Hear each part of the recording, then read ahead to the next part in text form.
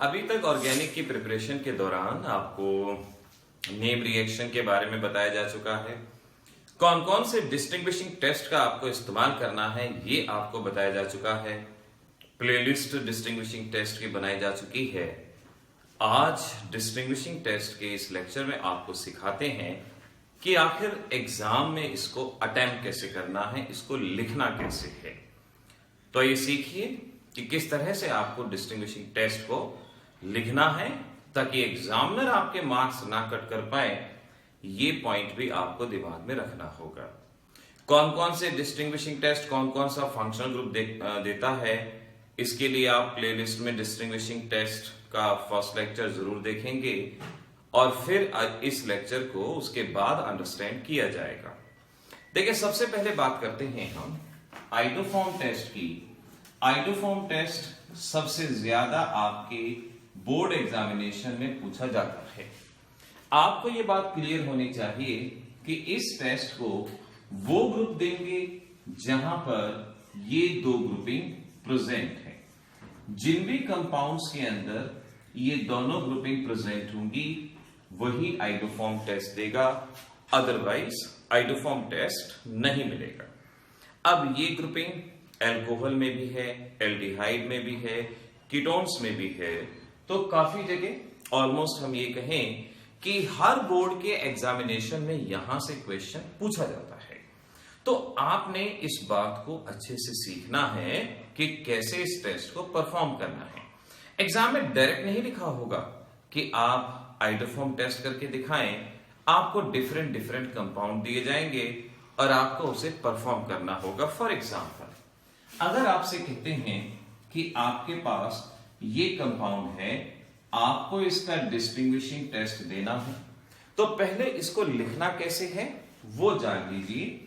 Iodoform की वैसे तो पूरी बड़ी रिएक्शन है जो हम अपने पिछले लेक्चर्स में भी ऑर्गेनिक केमिस्ट्री में बता चुके हैं। अब ये सीखो कि एग्जाम में कैसे लिखोगे। आप I2 प्लस NaOH ये आपने लिखा, I2 प्लस NaOH, और ओवरऑल रिएक्शन के अकॉर्डिंगली RCOONA NaI CHI3 साथ में H2, यानी ये है हमारे पास येलो प्रेसिपिटेट ऑफ आइडोफॉर्म।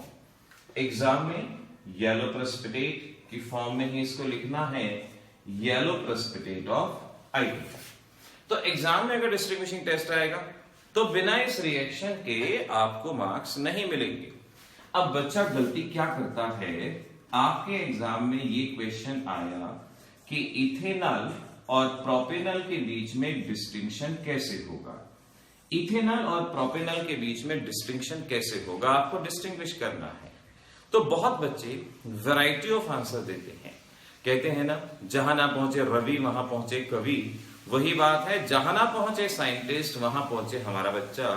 तो इस देखिए बच्चे क्या क्या जवाब देते हैं। अब एग्जाम में क्वेश्चन आया कि डिस्टिंक्शन करना है, तो बच्चा बहुत समझदारी से सोचेगा और जवाब देगा कि यहाँ 2 कार्बन है, यहाँ 3 कार्बन है, यहाँ पर 4 हाइड्रोजन है और यहाँ 6 हाइड्रोजन है। अब बच्चे के हिसाब से ये बात बिल्कुल सही है, इसमें कोई प्रॉब्लम नहीं है, बात तो करेक्ट है, लेकिन एग्जाम के हिसाब से ये बात करेक्ट नहीं है।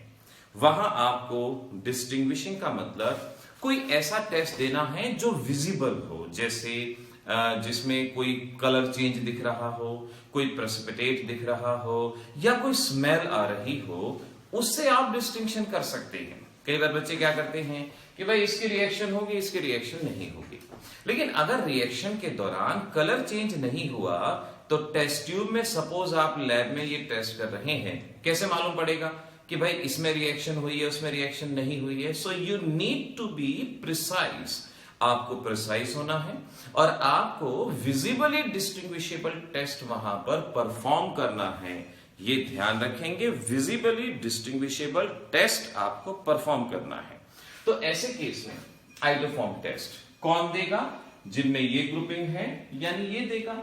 अब आप कैसे करेंगे, इसको कैसे परफॉर्म करेंगे वो सोचिए।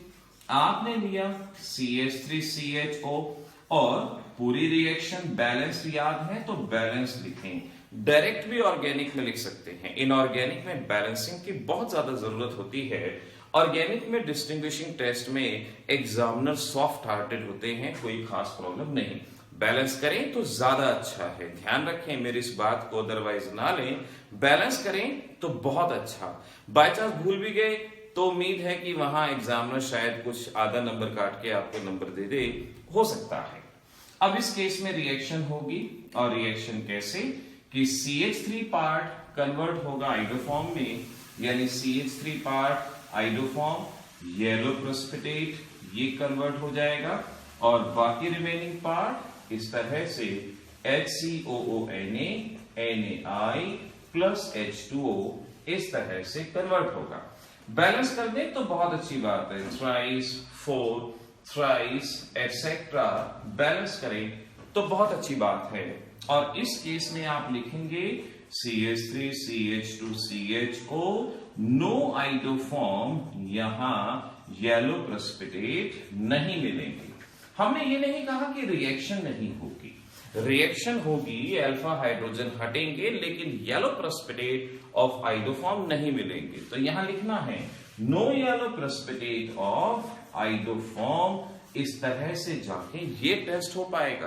तो ध्यान रखना, कोई भी चीज दे दी जाए आपको, अगर यहां पर आपसे कह देते कि भाई इथेनॉल और प्रोपेनॉल के अंदर डिस्टिंक्शन करना है, तो इथेनॉल और प्रोपेनॉल के अंदर कैसे पहचानो, पहले कौन सा टेस्ट देगा जिसमें ये ग्रुपिंग है, ये ग्रुपिंग कहां है, यहां है, तो आप इसकी जगह पे इसी को लिखते CH2OH, और फिर ऐसे ही रिएक्शन को लिखते, बैलेंस करते, और यहां पर आप यही लिखते कि नो येलो प्रेसिपिटेट। ये नहीं लिखना कि नो रिएक्शन, रिएक्शन तो यहां है but no yellow precipitate. Precipitate को हर एक बच्चा विजिबली देख के पहचान सकता है, आइडेंटिफाई कर सकता है, और इस तरह से डिस्टिंग्विशिंग टेस्ट लिखना होगा।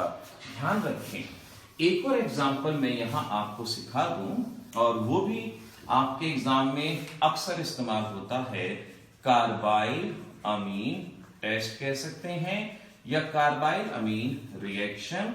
प्राइमरी अमीन देते हैं, चाहे एलिफेटिक हो चाहे एरोमेटिक हो, ये इस टेस्ट को जरूर देंगे।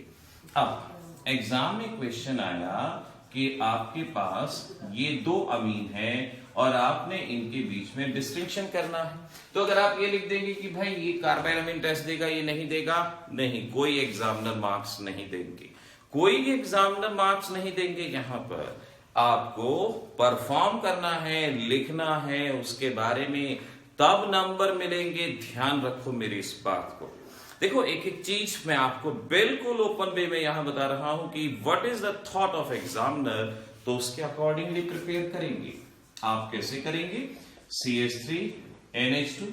अब हमें याद रहे कि कार्बाइल अमीन के अंदर हम CHCl3 और KOH का इस्तेमाल करते हैं, और यहां ये आइसोसाइनाइड में कन्वर्ट होता है, जो बैड स्मेलिंग कंपाउंड है।